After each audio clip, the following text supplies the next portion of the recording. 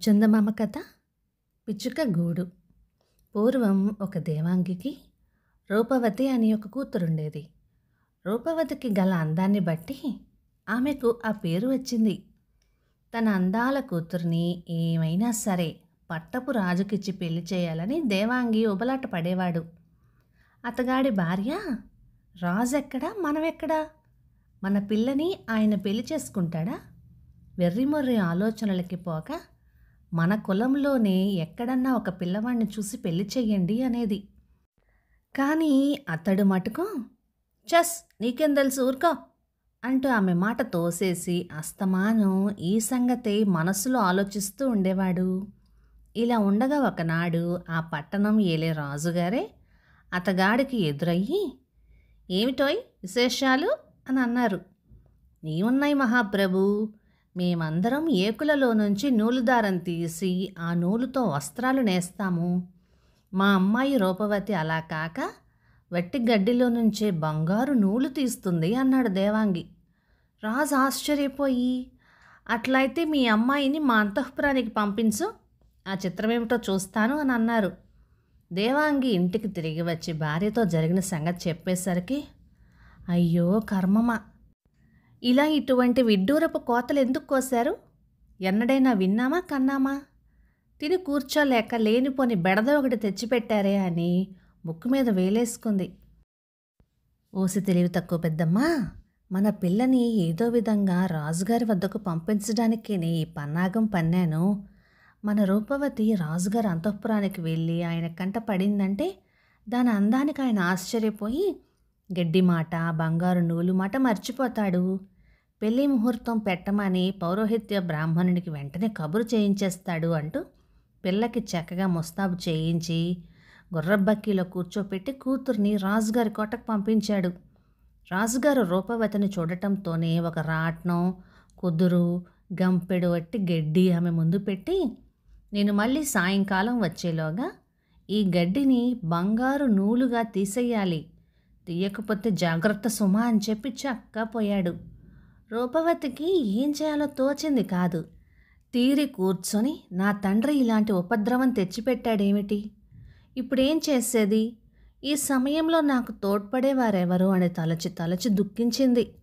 అంతలోనే 3 అడుగుల పొట్టివాడొకడు కిటికీలో నుంచి లోపలకు దుమికి వచ్చి, అమ్మాయి నేను నీకు సాయం చేస్తాను, భయపడకు అన్నాడు. వాడికి 1/2 అడుగు పొడుగున ముక్కు, 2 అడుగుల పొడుగున గడ్డము ఉన్నాయి. వాడి ఆకారం చూసి రూపవతికి మొదట భయం వేసింది. కానీ రాట్నం ముందు కూర్చొని కుదురుకు గడ్డి పరకలు తగిలించి వాడు బర్ర బర్రమని రాట్నం తెప్పి బంగారు పోచలు లాగుతూ ఉంటే ఆమెకు ఎక్కడా లేని ధైర్యమో కలిగి అమితంగా సంతోషించింది. ఇది చూసి వాడు, మరైతే అమ్మాయి ఈ గడ్డినంతటిని బంగారపు దారంగా మారుస్తాను, నాకేం బహుమతి ఇస్తావు అని అడిగాడు. దానికేముంది, నా మెడలో గొలుసు తీసిచ్చేస్తాను అన్నది రూపవతి తడుముకోకుండా. సరేనని వాడు గడ్డిని అంతటినీ బంగారు నూలుగా లాగేసి ఆ పిల్ల ఇచ్చిన గొలుసు పుచ్చుకొని కిటికీలో నుంచి బయటకు దుమికి మాయమయ్యాడు. సాయంకాలానికి రాజుగారు వచ్చి చూసేసరికి సాలెగూడు కన్నా ఎక్కువ సన్నగా తీసిన బంగారు నూలు కనపడింది. ఆయన కళ్ళు జగేల్మన్నాయి. ఇది చూడగానే ఒక దురాశ కూడా పుట్టింది ఆయనకి. గంపెడు గడ్డి మాత్రమే ఇచ్చానేమిటి, పొలాల నిండా బోలెడు గడ్డి మేట్లుంటేను అనుకొని రాజు ఈ మారు ఒక మేటెడు గడ్డి తెప్పించి తెల్లవారేలోగా ఇదంతా బంగారు దారంగా తీసేయాలి, లేకపోతే చూసుకో అని చెప్పి వెళ్ళిపోయాడు. ఆమె తలచుకోవటమే తడవుగా పొట్టివాడు చెక్కా వచ్చి, సరే ఈ మేటెడు కూడా బంగారు నూలుగా తీసేస్తాను, కానీ మరి నాకేమిస్తావు అని అడిగాడు. అబ్బాయి, ఈ ఉంగరం తప్పు నా వద్ద ఇంకేమీ లేదు, కావలిస్తే ఇది తీసుకో అంది రూపవతి. ఆ పిల్ల కళ్ళు మూసుకొని తెరిచేలోగా బర్ర బర్రమని రాట్నం తీపి మేటెడు గడ్డిని దారంగా మార్చిపెట్టాడు. ఆమె వేలికి ఉండే ఉంగరాన్ని చేతిలో పడేసుకొని పొట్టివాడు మాయమయ్యాడు.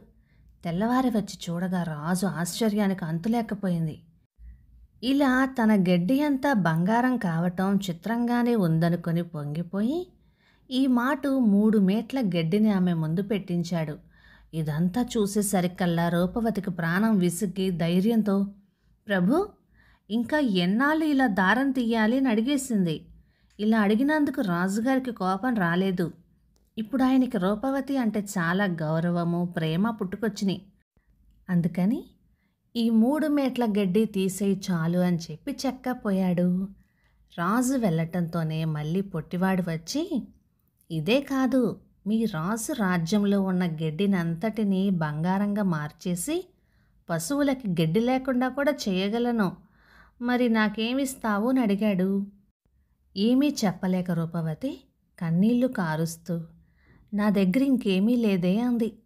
అప్పుడు పొట్టివాడు, ఈ గడ్డినంతటిని బంగారంగా మారుస్తాను.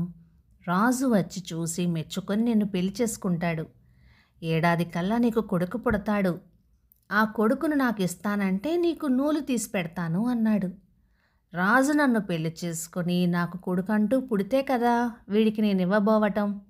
ఇప్పటికీ గండం గడిస్తే అప్పటి మాట అప్పుడు చూసుకోవచ్చు అనుకొని రూపవతి ఒప్పుకుంది. ఆమె కళ్ళు మూసి తెరిచేలోగా గడ్డి అంతా బంగారు నూలై పడి ఉన్నది. పొట్టివాడు మాయమయ్యాడు. రాజు వచ్చాడు, నూలు చూశాడు, బ్రహ్మానంద భరితుడయ్యాడు. ఆ రోజునే రూపవతిని వివాహం చేసేసుకున్నాడు. రూపవతి రాణి అయిన ఏడాదికి పున్నమి చంద్రుడి లాంటి కుమారుడు పుట్టాడు. 21వ నాడు పిల్లవాడిని తొట్టెలో పెడతారనగా పొట్టివాడు ప్రత్యక్షమై, రాణి, నీ కొడుకుని తీసుకువెళ్ళటానికే వచ్చాను అన్నాడు. ఆమె గుండె గుబేలుమంది. వాగ్దానం మాట జ్ఞాపకమే లేదు. జాలిగా ఆమె, అయ్యా, నా ముద్దు బిడ్డనిమ్మంటే ఎట్లాగా? బదులుగా మరేమైనా కోరుకో అంది. పనికిరాదు, బిడ్డే కావాలి అని పొట్టివాడు పట్టుబట్టాడు. చేసేది లేక రాని, పోనీ పిల్లవాణ్ణి ఒక్క ఏడాది పాటు నా వద్ద పెరగనియ్యి, ఆ తర్వాత తీసుకుని వెళుదుగానిలే అంది. సరే అని పొట్టివాడు మాయమయ్యాడు. ఏడాది పూర్తి అయ్యేసరికి పొట్టివాడు మళ్ళీ ప్రత్యక్షమై, తే పిల్లవాణ్ణి అని అన్నాడు. అప్పుడు రాణి, అయ్యో, బిడ్డ ఇప్పుడిప్పుడే పాకడం నేర్చుకున్నాడు. కాస్త తప్పటడుగులు వేస్తుంటే చూడాలని ముచ్చటగా ఉంది. మరొక్క ఏడాది పోనియ్యి అంది. సరే అని చెప్పి పొట్టివాడు సరిగ్గా మళ్ళీ ఏడాది నాటికి సిద్ధమయ్యాడు. అప్పుడు రాణి, బిడ్డడి ముద్దు పలుకులు వినకుండా ఎలా ఇచ్చెయ్యను, మరొక్క ఏడాది పోనీయి అంటూ మళ్ళీ ఒకసారి బతిమిలాడింది. ఈసారి పొట్టివాడి కోపం వచ్చింది. ఏమమ్మోయ్, నీకు వేలాకోలంగా ఉంటుందా ఏంటి? నేనెవరనుకుంటున్నావు? భూతాల్లో కల్లా గొప్ప భూతాన్ని. నా కర్మగాలి మా వాళ్ళకి నా పేచీ వచ్చి ఇలా చెక్క వచ్చాను, కానీ లేకపోతే భూతాలన్నింటికీ రాజుని కావలసిన వాణ్ణి నేను. నాకు కోపం తెప్పించావో నిన్ను, నీ బిడ్డని అందరినీ మింగేస్తాను నేను, తెలుసా అని అన్నాడు. అప్పుడు రాణి, భూతరాజా, నీకు మీ వాళ్లకు ఎందుకు పేచీ వచ్చింది అని మాట మార్చటానికని అడిగింది. వాడికి కోపం తగ్గి, అదంతా నీకెందుకులే, కొన్ని పాడు పిచ్చుకలు చేశాయి. నా కర్మం కాలి నేను నిద్రపోతుంటే ఆ పిచ్చుకలు ఎక్కడా చోటు లేనట్టుగా నా గడ్డంలో గూడు కట్టుకోవటం ఏమిటి? ఎందుకులే నీకా గొడవ, మళ్ళీ వస్తాను, అప్పుడు నీ పిల్లవాడిని ఇచ్చేయాలి సుమా అని కరాఖండిగా చెప్పి చెక్కపోయాడు. ఏడాది ఇట్టే గడిచిపోయింది. రాణిగారి అబ్బాయికి మాటలు వచ్చేశాయి. భూతం ప్రత్యక్షమై గడ్డం సవరించుకుంటూ, ఇచ్చే పిల్లాన్ని అని అన్నాడు. ఏం చెయ్యటానికి ఆమెకు పాలుపోక కంటనీరు పెట్టుకుని పిల్లవాడి కేసి చూడటం మొదలుపెట్టింది. పిల్లవాడు మాత్రం ఇంటి దూలం కేసి వేలెట్టు చూపుతూ, అమ్మా, పిచ్చగుళ్ళు పిచ్చగుళ్ళు అని అంటున్నాడు. ఏమిటి చెప్పమా అంటూ రాణి దూలం కేసి చూసేసరికి అక్కడ ఒక పిచ్చుక గూడు కనపడగా ఆవిడ కూడా, అవునురా నాయనా, పిచ్చుక గూడు అంది. దాసి వాళ్ళంతా ఒక్క మారుగా, అవునండి అమ్మగారు, పిచ్చుగుడు పిచ్చుగుడు అన్నారు. దాంతో పొట్టివాడు కళ్ళెర్ర చేసి, ఏమిటి, నన్ను పిచ్చుగుడు అని ఉడికిస్తున్నారా? మీకు ఈ పోయే కాలమే వచ్చిందా? మా భూతాలు నన్ను ఇలా ఆడిస్తున్నాయనే కదా అక్కడి నుంచి నేను వచ్చేశాను అని బొబ్బెలు పెడుతూ అరిచాడు. పిచ్చుకగూడు అంటే ఆ పొట్టివాడు ఉడుకుతాడని తేలిపోయింది. ఆ మట్టున పిచ్చుగుడు పిచ్చుగుడు అని రాణి చప్పట్లు చరిచింది. ఈ మాట అందిపుచ్చుకొని దాసీలందరూ కూడా ఎగతాళి చేయడం మొదలెట్టారు. పొట్టివాడికి ఉడుకుబోత్తనం వచ్చేసింది. నన్ను మీరిలా అవమానం చేశారు గనక మీ గుమ్మం ఎక్కనే ఎక్కను అంటూ చెక్కపోయాడు. పీడ వదిలింది అని రాణి సంతోషించింది. కథ సమాప్తం. ఇక ఈ కథ 1951 నవంబర్ నెల చందమామలో వచ్చింది. రచయిత పాలంకి వెంకట్రామ చంద్రమూర్తి గారు, మద్రాసు నుంచి. ఇక ఈ కథ మీకు నచ్చినట్లయితే లైక్ చేయండి, షేర్ చేయండి. ఇలాంటి మంచి తెలుగు కథల కోసం మన ఛానల్ని సబ్స్క్రైబ్ చేయండి. Thank you.